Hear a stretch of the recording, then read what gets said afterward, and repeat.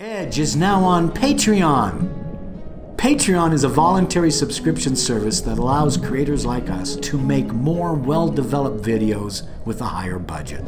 Patreon will allow the Expeditioners Discovery Guild Enterprise to continue making videos, for many of our creators are college students and have a ton of classes to get to.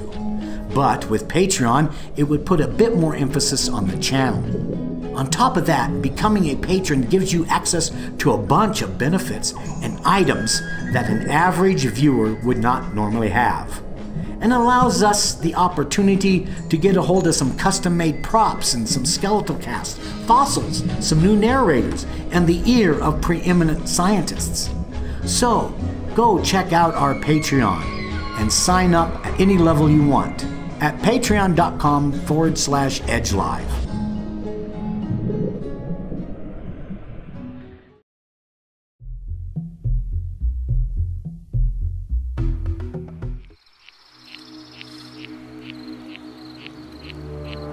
After midnight in the fall of 1992 up in Bernie, California, my mother wakes me up to listen to a noise she just heard outside. I walk out to our porch and wait for about 5 minutes.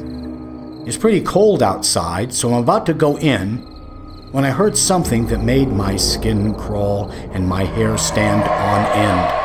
The sound was very guttural in nature. It sounded like chirping, and then it went into a scream that sounded like a cross between a cougar and a howler monkey. I went out to research for what made the noise and found nothing, but there was a pungent odor in the air. At the time, I did not associate the two. I went back inside. The next morning, our next-door neighbor complained that someone was outside her window last night. She said her window shades were drawn, but could see the silhouette of a head and shoulders. I asked her to show me what window it was. It was her back bedroom window that is at least 6 to 7 feet off the ground. Report number 8784, Class B, Shasta County, California.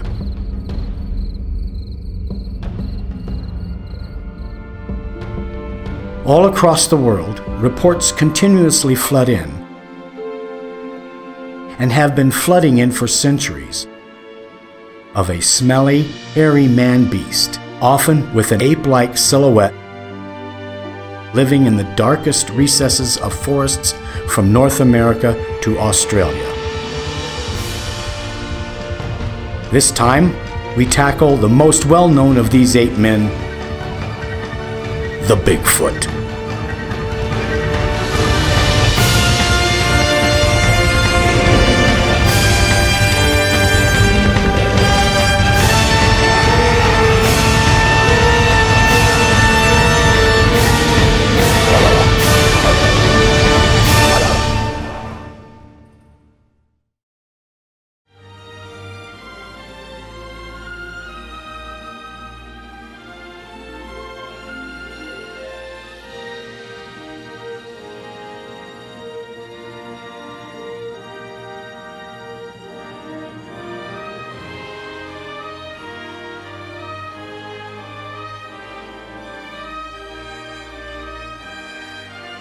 As one of the most well-known and often parodied animals in cryptozoology, Bigfoot should come as no surprise to be one of the first cryptid creatures to tackle. Bigfoot is just one of the many names given to a reported animal with a primate-like appearance.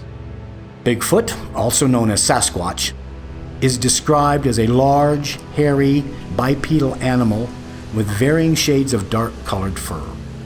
It is reported to possess large eyes, a pronounced brow ridge, strong odor, and a large, low-set forehead, the top of which is described as rounded and crested, similar to the sagittal crest of a male gorilla. As such, the general appearance described by eyewitnesses would suggest a primate origin. It is suggested to be an omnivore or herbivore. For most eyewitness reports in which the animal is seen eating, report the animal consuming plant matter, and sometimes the flesh of other animals. Reports have come from all over North America, from California to Maine, suggesting either a very wide distribution or speciation amongst different regions, which would account for the slight differences in the reports of the animal's appearance. Believe it or not, the reports of Bigfoot go back in time hundreds of years. Native American tribes like the Lumi, Sistilas, Clackapamuks, and many more all have stories, legends, and accounts of large, hairy men of the woods that oftentimes match the descriptions of the Bigfoot reported in more recent times. The first recorded eyewitness account of such an animal appears from 1811. A trader by the name of David Thompson reportedly came across the footprints of an unknown animal that appeared rather similar to the footprints of a human, biggest exception being their size, for they reached nearly 14 inches long and 8 inches wide, only preserving 4 toes per foot. One of the most well-known sightings was reported in the 1884 issue of the Daily Colonist newspaper in Victoria, British Columbia. The report went a little like this. The creature was spotted by a train crew along the Fraser River. The crew stopped the train, gave chase, and captured the animal after following it up a rocky hill. The creature was given the name Jacko and was reportedly something of a gorilla type, standing 4 feet 7 inches in height and weighing 127 pounds.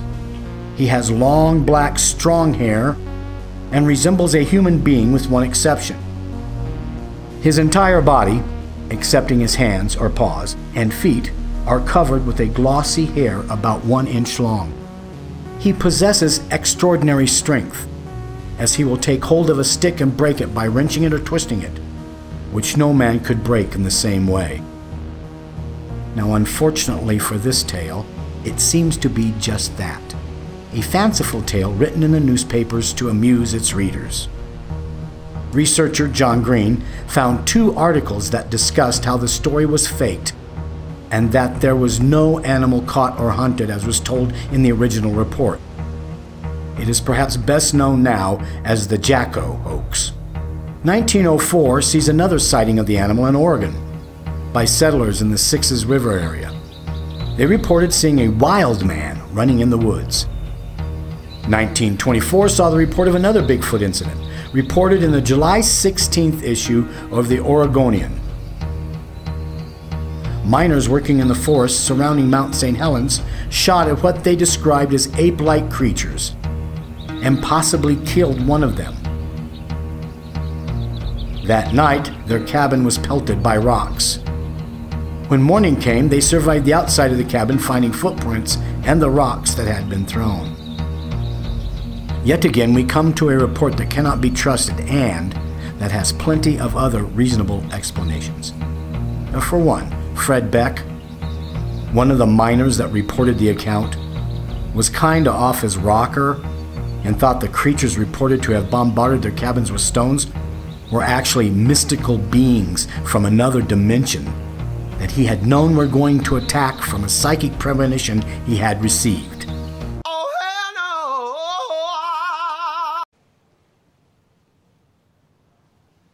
Right. Okay, yeah, right, buddy. The miners are at the bottom of a gorge that has since gone on to be named Ape Canyon because of these early reports. While at the bottom, anyone from the top throwing stones down at night would appear as big, shadowy creatures. And before the eruption of Mount St. Helens, the local YMCA brought hikers and campers out to this spot. It is far more likely that it was kids throwing or dropping stones off the edge than a troop of ape men. Reports of this manner have gone on to the present day, all going along the same lines. Person sees Bigfoot, Bigfoot runs away, person collects no evidence or proof of their encounter, and the encounter gets reported. Which brings us to the next part of this case. What evidence exists of such a large animal?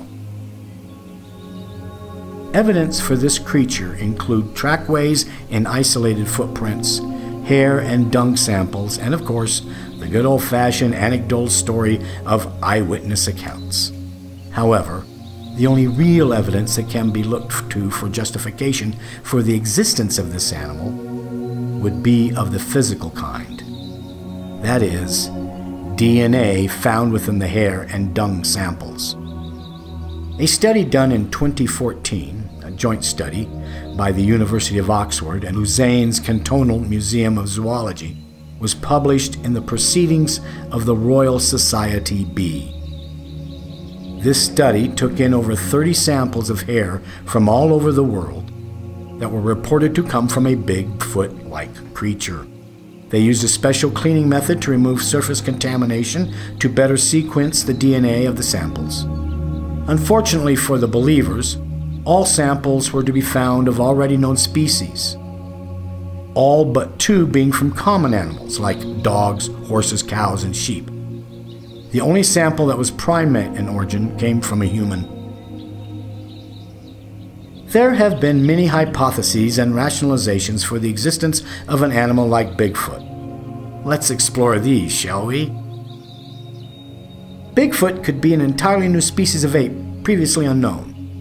A modern relative of an assortment of prehistoric primates like Gigantopithecus blackeye, Homo neanderthalensis, Homo erectus, or Homo heidelbergensis. Standing anywhere from 6 to 9 feet tall, the only known fossil genera of hominid to match Bigfoot in proportions is thought to be the gargantuan Gigantopithecus. But there are some glaring inaccuracies and inconsistencies with this notion. For one, the genus Gigantopithecus comes from Asia. Gigantopithecus existed from 9 million years ago to around 100,000 years ago.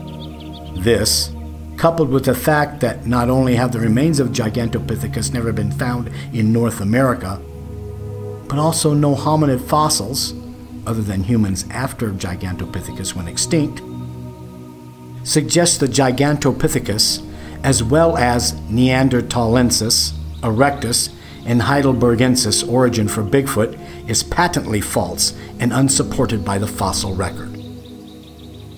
The only way for the ancestors of an animal such as Bigfoot to have arrived in North America would have been the same way human ancestors did it, by moving across the Bering Land Bridge between North America and Eurasia during the last ice age. However, if such a group of animals did this, which wouldn't make much sense for great apes anyway, there would likely be some form of fossil evidence, since there is fossil evidence of human ancestors in North America. There is only fossil evidence of the purported Bigfoot ancestors in Asia and Europe, making the whole Bigfoot is a modern North American ape hypothesis a bit hard to swallow. An animal such as Bigfoot would need a viable breeding population of at least a few thousand to continue to exist to the modern day, especially with the Gigantopithecus hypothesis, as they likely lived in family groups. If it had a viable breeding population, humans would be coming into contact with these animals far more often, and even more often with the onset of advanced technologies and phone distribution, as well as the increasing intensity of the search for Bigfoot by investigators. For Bigfoot, the hypothesis that what we call Bigfoot is actually a relic population of ancient hominids, like Neanderthal, Erectus, and Heidelbergensis, fall under the same banner of implausibility. In regard to the misidentification possibility for explanation of Bigfoot sightings is as follows. A possible explanation would be homeless people lost in the woods, since misidentification happens all the time, even with the most skeptical and knowledgeable of minds. Once a human lives in the wild by themselves for long enough, they start looking rather aged and primitive. So it is entirely possible homeless people have been misidentified as Bigfoot. No disrespect meant in any way, of course. As such, one of the only probable explanations for the eyewitness reports of Bigfoot is misidentification of Ursus americanus, the American black bear. This can even be substantiated, since a study published in the Journal of Biogeography in 2009 by J.D. Lozier et al. Used ecological niche modeling on report sightings of Bigfoot, using their locations to infer Bigfoot's preferred ecological parameters. The study found that the ecological parameters provided by the model are very similar, if not the exact same, as the American black bear. Since it is rare for similarly sized species to share the exact same ecological niche in a region of roughly the same terrain, it is more than likely Bigfoot is just the American black bear. Seen through the eyes of frightened hikers hopped up on adrenaline from seeing a large beast in the woods after already coming into contact with the stories and accounts of the infamous Bigfoot, thus impregnating their minds with the images of the imposing ape men.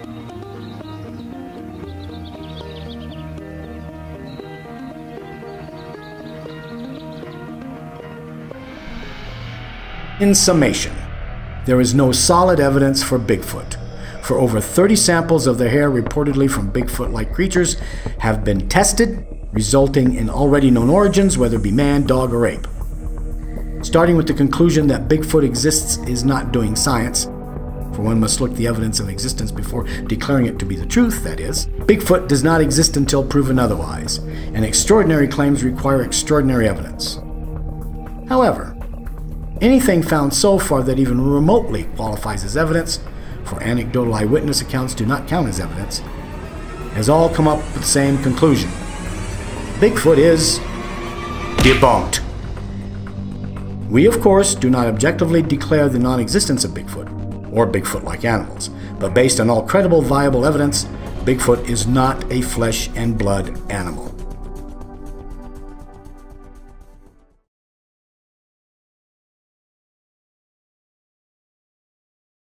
Or is it? What if such an animal did exist? How would it live? How did it evolve? Are they still around? Stay tuned as we delve into the belly of the beast and use our speculation caps to conjure a probable and possible alternative species that represents the myths and legends our species has come up to explain such an interesting phenomenon.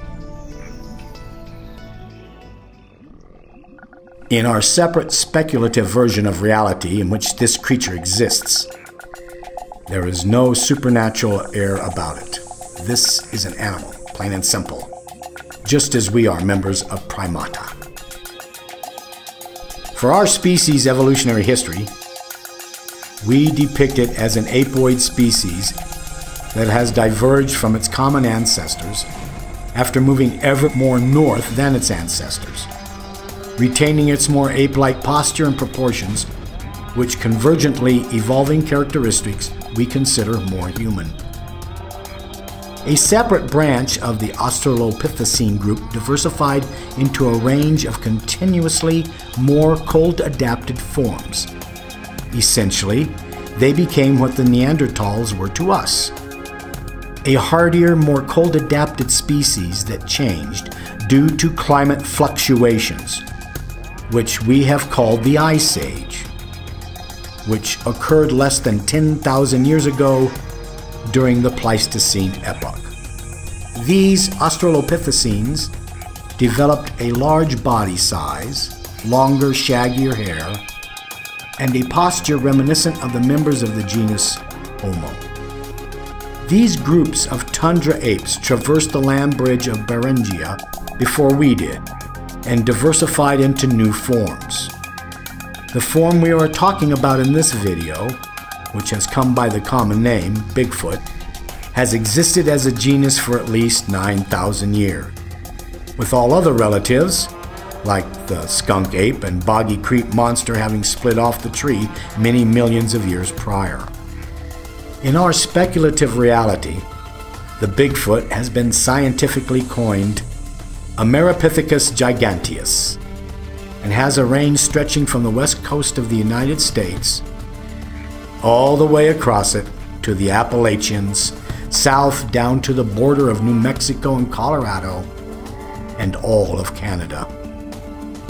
A giganteus is, as the eyewitness reports describe it, a bipedal ape that can grow to heights of 8 feet with a medium-length coat of shaggy fur and a shorter, denser layer of fur closer to the skin, and a thinner layer on the outside of this, much like a polar bear. The animal sheds its second coat during the spring and summer months, which is when people tend to find the leftover tufts of fur stuck to the leaves and branches. This animal subsists off mostly vegetation. In fact, 80% of its diet is purely vegetable matter, with favorites including berries, seeds, nuts, and dark greens. On occasion, Ameripithecus giganteus will take animal prey. It acquires its quarry in a solitary manner, as the animals do not hunt in groups, something drastically different from all known hominids. The breeding season occurs during the summer, and the males compete for the attention of a harem of females with the aid of a throat pouch, similar to howler monkeys, that boosts their call up to 10 miles in all directions, even more so when they find the alluvial fan of valleys. After the courtship displays have ceased, the females reproduce no more than 2 offspring in one season, and the harem helps each other raise the young, while the males bring back resources to help defend the group in cases of emergency. This species has a much more well-developed sense of smell than modern humans and apes. And it is this ability, coupled with the behavior of the males to move their harems when they sense danger, has made it difficult to observe the magnificent animals in the wild. Another reason why they still remain somewhat of a mystery. It has been suggested that they have much higher cognitive abilities than chimpanzees and gorillas, and have been able to differentiate humans from themselves, even with some reports of attempted mating with humans, but these claims have yet to be substantiated. And thus ends our foray into the speculative existence of a Bigfoot animal. Whether you still believe Bigfoot to be a flesh and blood animal, or whether you now retain some skepticism to such claims of improbable ape men, the facts remain. The truth is out there.